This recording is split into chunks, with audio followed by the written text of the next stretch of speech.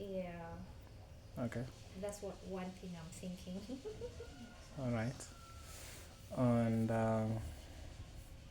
okay, explain body language in terms of, let's say, you are in a dog park.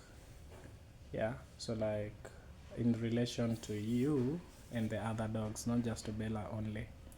If you're calm around the other dogs, then Bella will feel calm. Mm-hmm. If you're fearful, she'll also be cautious Mm-hmm. around those dogs. Mm-hmm. Yeah. So like, how are you going to like make Bella feel like everything is okay in terms of body language? Like, how should your thoughts be? Because we said everything in your brain is going to be shown like It will reflect physically. in, yeah. Bella, come here. Here, come.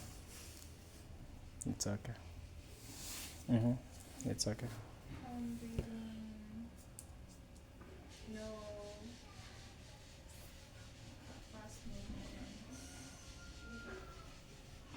Okay.